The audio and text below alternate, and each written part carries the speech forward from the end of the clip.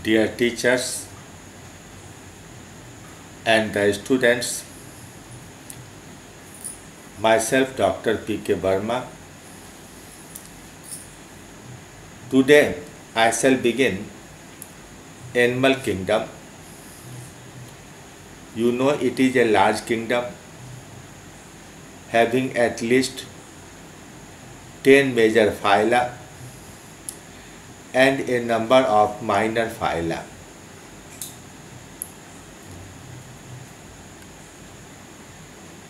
Earlier in the animal kingdom, Protozoa was made as first phylum and the Porifera was second phylum.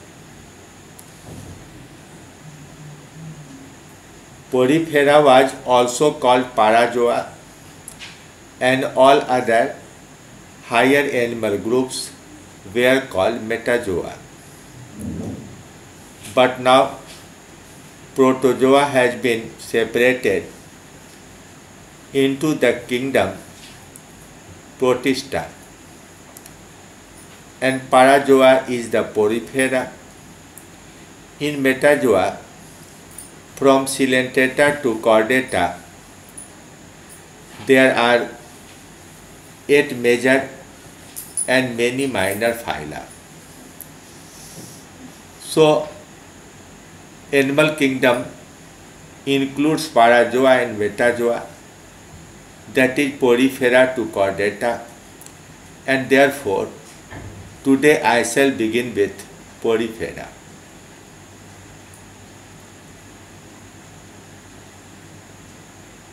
Sponges have been described much earlier in the novels of Homer about 3000 years earlier. Till the early 18th century, these were regarded as plants because these are found attached to the surface of rocks, are tiny animals.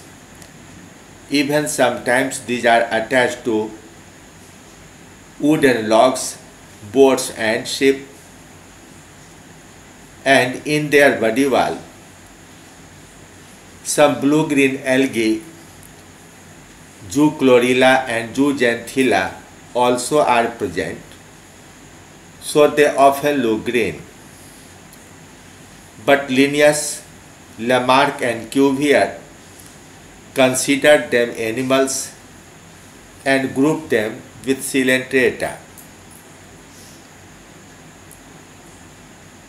The true animal nature of the sponges was proved at first by a Scottish naturalist, Robert E. Grant, in 1836, who used the name Porifera for having porous body wall.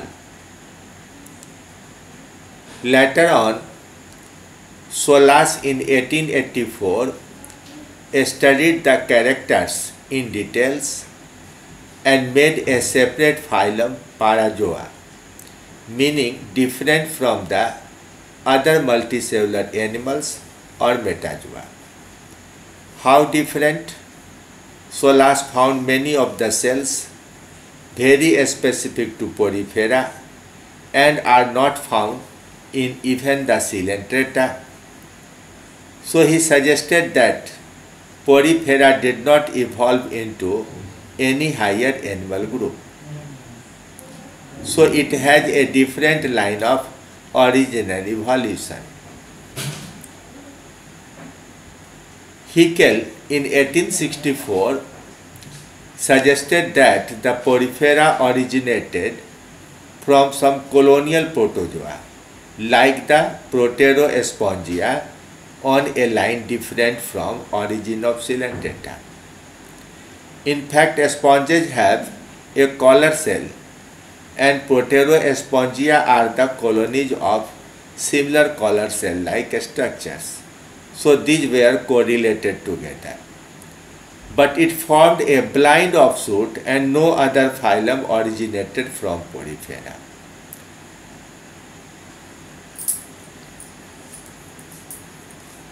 Most of the animals of this phylum are marine, but Spongilla is found in freshwater lakes and ponds. The body is generally tubular or vessel-shaped and sometimes pyramidal. Their body is made of two cell layers, hence are diploblastic animals. But whether a true tissue is formed is a matter of debate. Now see, it is a typical porifera. You can see certain round structures on the surface. These round structures are the pores through which water enters into the body. But this water comes out through the upper open structure known as osculum. So osculum is the exit of water. It is not parallel to the mouth. It does not take any food material through osculum. Rather, the food materials are flown into the body with water through these pores.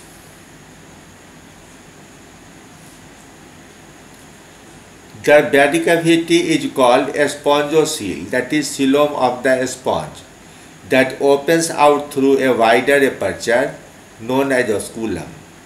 A spongocoel does not act as gastrovascular cavity, that is, the food is not digested inside a spongocoel. The osculum does not act as mouth, rather it is for exit of water. Now, on the surface of sponges, there are minute pores or ostia through which water enters into a spongocoel and water flows out of osculum. On the external surface of body, flat spindle-shaped cells known as pinacocytes are present, so the epiderm of sponges are often called pinacoderm. The inner surface of a spongocoel is lined with a layer of flagellated cells having a membranous collar around it. So these cells are known as collar cells or choanocytes. These are very important cells. In higher form of body wall becomes folded and forms a complicated system of water flow that is known as canal system. Here you have to take care that in porifera there is canal system, but in Coelenterata there is a water vascular system. Through both the systems water circulates. The pores on body wall are intracellular through porocytes, but in higher forms these pores come within the invaginating folds of body wall known as incurrent canals. Likewise, they open in the evaginating walls forming excurrent canals. Such system is characteristic of this phylum only, that is, through the body wall water circulation takes place through canal systems.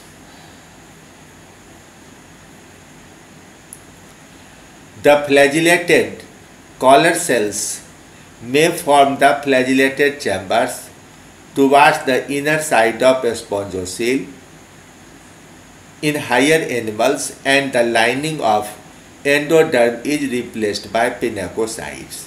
So it is not essential that pinacocytes are present on outer surface only. They may be present on the inner surface also.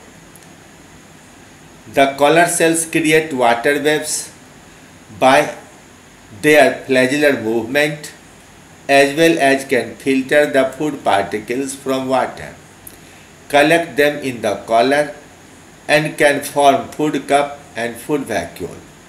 Thus, these have nutritive function also. There is intracellular digestion of food particles inside the collar cell. In the space between ectoderm and endoderm, a jelly-like substance, mesenchyme, is present. A number of amoeboid cells are present in this layer. These cells have various other functions. Some amoeboid cells can act directly as phagocytes for the bacteria and protozoa entering into the body wall. Some cells can store food for future use, and these are known as phygocytes. Some amoeboid cells secrete hard inorganic materials to form a spiny non-cellular endoskeleton known as scleras or spicules. So these cells are called scleroblasts. Similarly, in some other sponges, the amoeboid cells secrete protein fibers known as spongin fibers into the mesenchyme. So these cells are called spongioblasts. The sensory cells and nerve cells are totally absent in porifera.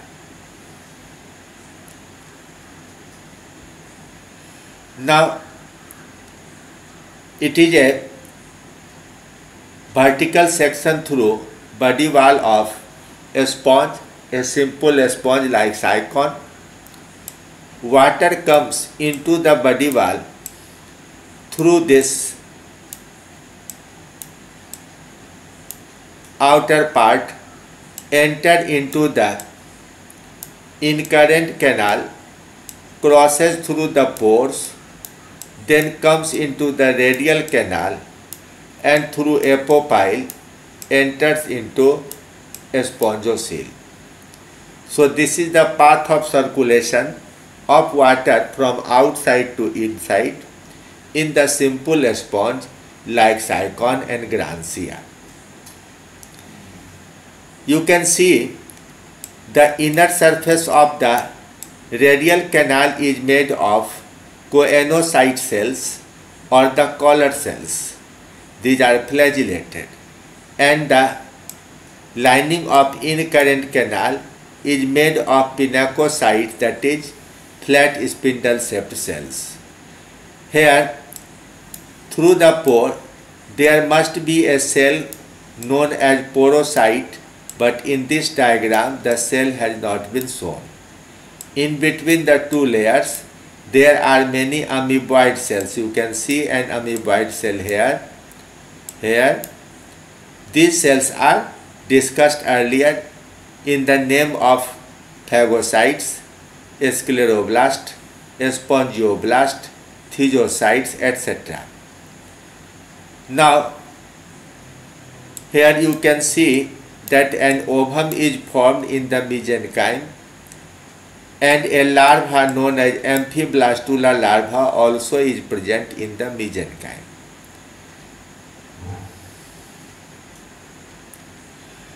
The germ cells also are present in mesenchyme, though a definite gonad, testis or ovary is not formed. These cells produce sperms and ova.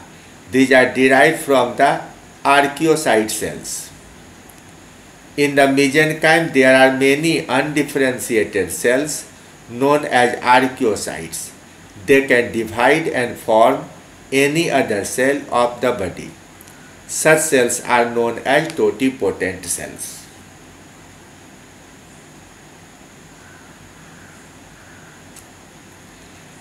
The collar cells, when filter and collect a sperm of some same species, they lose collar and flagellum, become amoeboid and move into mesenchyme. They meet the ovum and transfer sperm nucleus into the ovum. Thus it has a very peculiar type of fertilization mechanism. Fertilization occurs within mesenchyme. At the time of development, through sexual reproduction, amphiblastula larva is formed, and in some higher forms, parenchyma larva may be formed.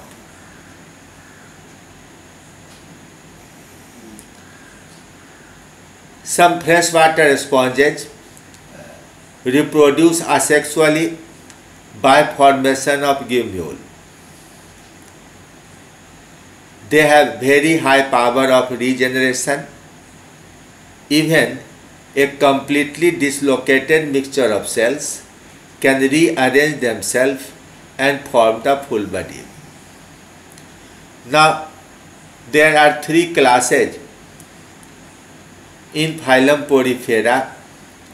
The first class is Calcarea or Calcispongia. These are all marine forms found along the coastal line and have a comparatively simple structure. The spicules are made of calcium carbonate and separately dispersed in mesenchyme. Because of this nature of a spicule, it is called Calcarea or Calcispongia. Leucosolenia, Clethrine, Grancia, Scypha, etc. are examples of this class. Of all of them, Leucosolenia is the simplest form of a sponge with a straight body wall, no folding in the body wall. Now see, it is a photograph of Leucosolenia. It is bunch of tubular structures. It is another photograph of Clethrina.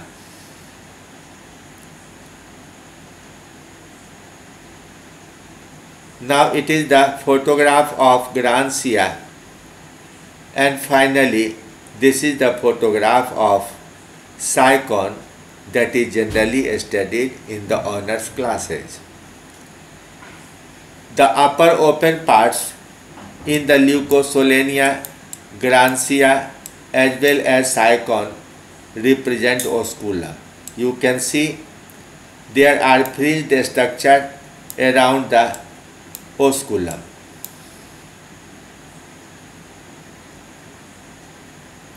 Now class 2 is Hexactinellida or Hyalospongia.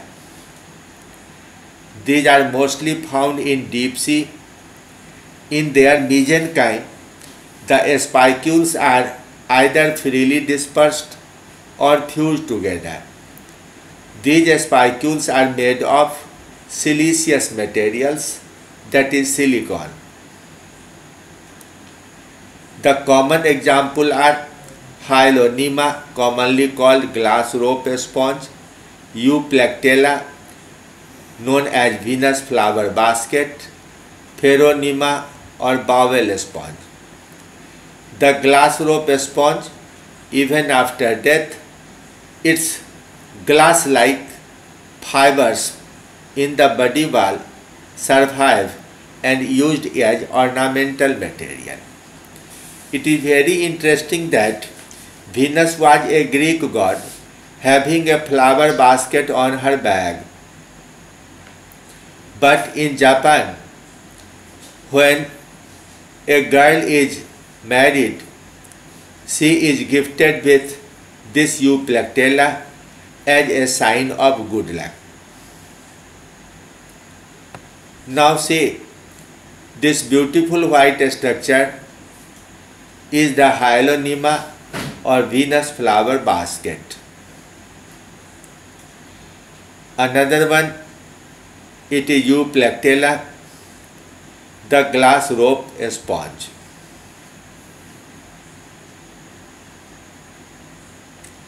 Now the third class is Demospongia.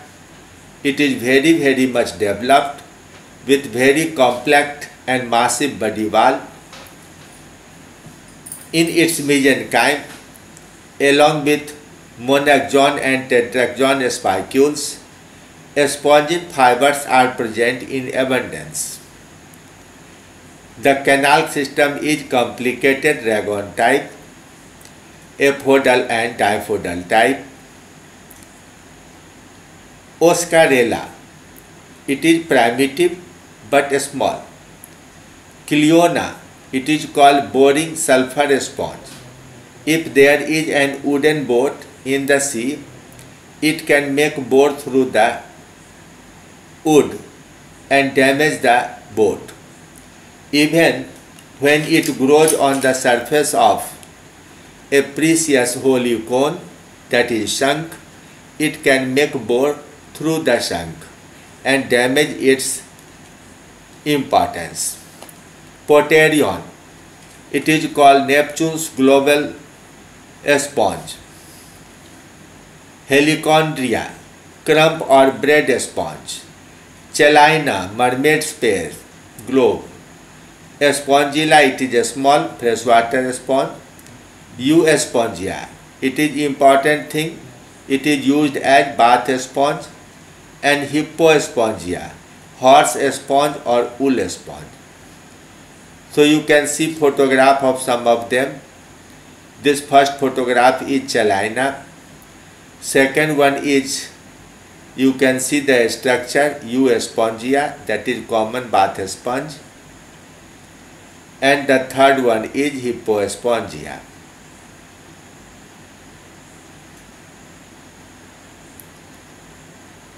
So it is all about Porifera.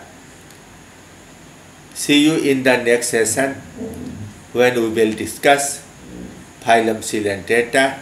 Thank you very much.